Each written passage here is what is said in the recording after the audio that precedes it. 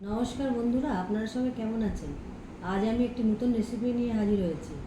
আজ আমি আপনাদের পুজো স্পেশাল মটর ডালের বড়া দিয়ে সুস্বাদু লাবড়া বানানো দেখাবো। আগে আমি আপনাদের পুজো স্পেশাল খিচুড়ি শেয়ার করেছিলাম। সেই খিচুড়িটার সাথে এই মটর ডালের বড়া দিয়ে সুস্বাদু লাবড়াটা খুব জমে যাবে। বানানোর জন্য আমি যে সবজিগুলো নিয়েছি সেগুলো আপনাদের একবার দেখিয়ে দিই।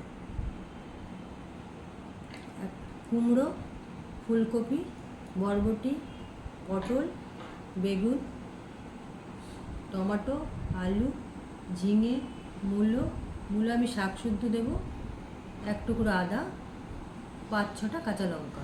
এর সাথে আপনারা চাইলে আরও কিছু সবজি অ্যাড করতে পারেন, যেমন মিষ্টি আলু, থোড়, কচু।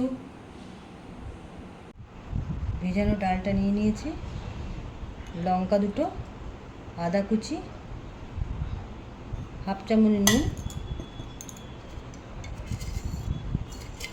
1 চামচ চিনি দিয়ে আমি ডালটাকে পিষে নেব।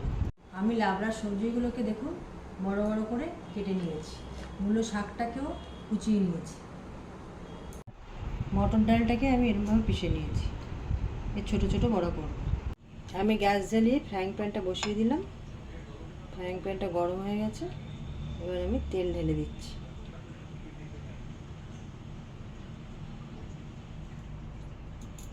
তেলটা আমার গরম হয়ে গেছে।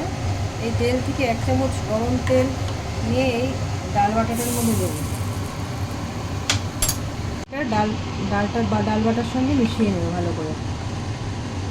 বন্ধ করে তেলটা গরম হয়ে গেছে। এবার আমি এই ডাল থেকে ছোট্ট ছোট্ট করে বড়া বানানোর জন্য ছোটো ডাল বাটা নিয়ে তেলে ছেড়ে দেবো। ছোটো ছোটো সাইজের বড়া বানাবো। লাবড়াটা অনেকে বড়ি দিয়ে বানিয়ে থাকে, আমি বড়ির বদলে এই ছোটো ছোটো বড়া দিয়ে বানাবো। এতে লাবড়ার স্বাদ খুব ভালো হয়। ডালের বড়াগুলো এরকম রঙের ভালো করে ভেজে নিতে হবে। দেখুন আমার প্রায় ভাজা হয়ে গেছে। এবার আমি এগুলোকে বাটিতে উঠিয়ে নিচ্ছি। আমি লাবড়ার জন্য আদা লঙ্কা পেস্ট নিয়েছি 1 চামচ, আর এখানে ধনে গুঁড়ো 1 চামচ, জিরে গুঁড়ো 1 চামচ, হলুদ গুঁড়ো 1 চামচ, কাশ্মীরি লঙ্কার গুঁড়ো 1 চামচ দেওয়া আছে। আর ফোড়নের জন্য 1 চামচ 5 ফোড়ন, 2টো শুকনো লঙ্কা, 2টো তেজপাতা নিয়েছি। লাবড়াটা বানানোর জন্য আমি এখানে কড়াইয়ের মধ্যে 4 চামচ তেল নিয়েছি। এর একটু বেশিই লাগবে।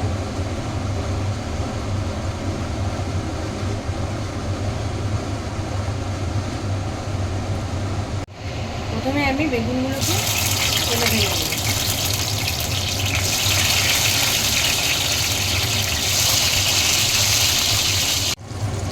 বেগুনগুলো এরকম বাদামি করে ভেজে উঠিয়ে নেব।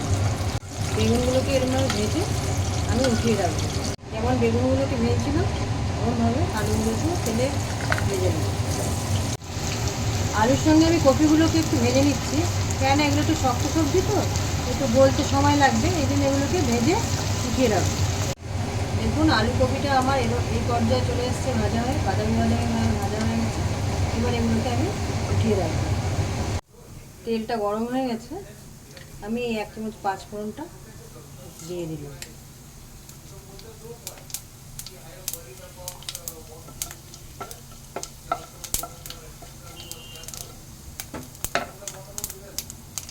দুটো শুকনো লঙ্কা দিয়ে দিলাম ফোড়নে, তেজপাতা দুটো দিয়ে দিলাম।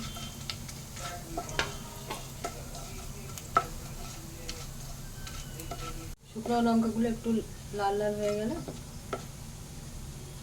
ভাজা হয়ে গেলে, এবার এই আদা লঙ্কার পেস্টটা ওকে দিয়ে দিলাম।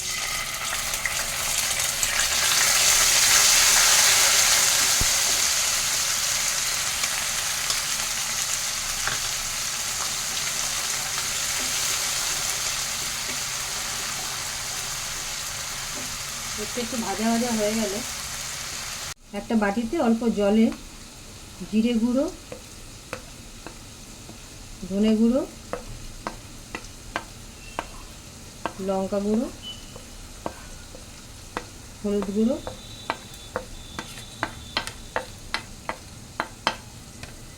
সব মশলাগুলোর একটা আমি পেস্ট তৈরি করে নেব। এই মশলাগুলো জলে গুলে দিলে জ্বলে যাওয়ার ভয় থাকে না। এবার আমি তেলে এই মশলাটা দিয়ে দেবো।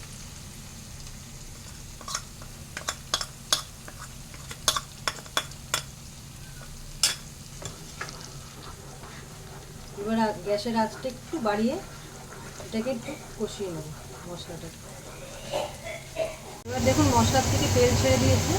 এবার আমি ধুয়ে রাখা সবজিগুলো একে একে একটু দিয়ে দেবো। প্রথমে কুমড়ো,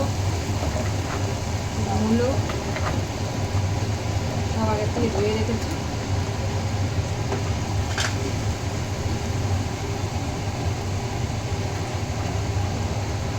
পটল, বরবটি,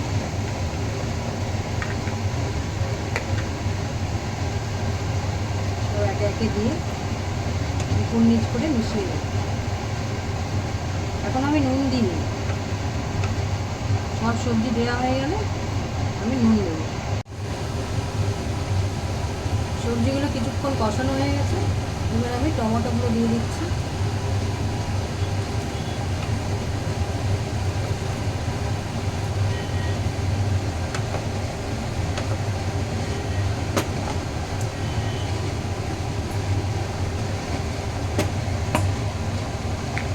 ঝিঙেটা একদম লাস্টে দেবো, তাহলে ঝিঙের থেকে জল বেরোতে শুরু করে। ঝিঙেটা লাস্টে দেবো, আর খুব তাড়াতাড়ি গলেও যাবে। লাস্টে দিলাম ঝিঙে, দিয়ে সব একসঙ্গে করে এবার তরকারিটাকে ঢেকে দেবো। এবার আমি 1 চামচ নুন উপর থেকে দিয়ে দিলাম, আর যদি পরে লাগে তখন আবার দেবো। দিয়ে তরকারিগুলোকে পুরো মিশিয়ে নেব।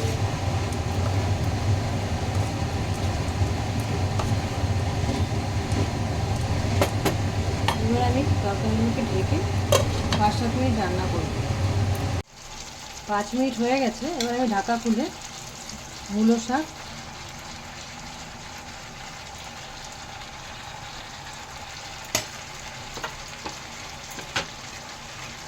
আর একে ফুলকপি আলু ভাজাটাও দিয়ে দেবো।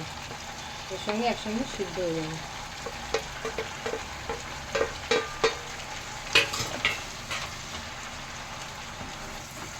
ভাজা সবজিটা একে একে মিশিয়ে দিয়েছি সব সবজি।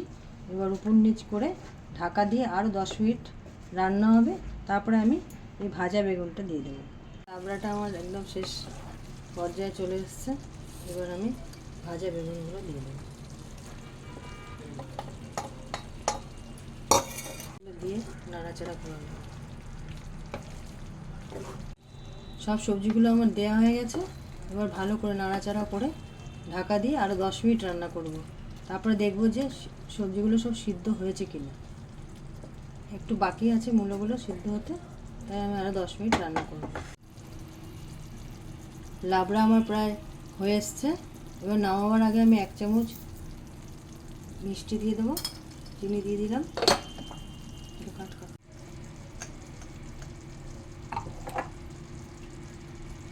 লাবড়া নামাবার আগে 1 চামচ ভাজা গরম মশলা দিয়ে দিলাম। ভাজা গরম মশলাটা আমি কীরকমভাবে বানিয়েছি ওটা আমি ডেসক্রিপশন বক্সে আপনাদের জানিয়ে দেবো। ভাজা মশলাটা দিয়ে আমি এরকমভাবে একটু নাড়াচাড়া করে নেব। লাবড়াটা একবার আমার হয়ে এসছে। এবার এটা নামিয়ে নেব। দেখুন কি সুন্দরভাবে সবজিগুলো আমার একদম মিশে গেছে, গলেও যায়নি, আবার মিশেও গেছে সুন্দর। গরম মশলা দেওয়ার পরে এই বড়াগুলো আমি উপর দিয়ে দেবো, দিয়ে একটু মিশিয়ে নেব। আর কিছুটা রেখেছি উপরে সাজানোর জন্য।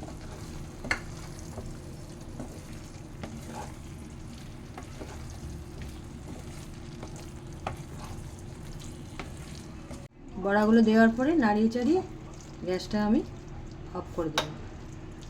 আমার লাবড়া রান্না শেষ।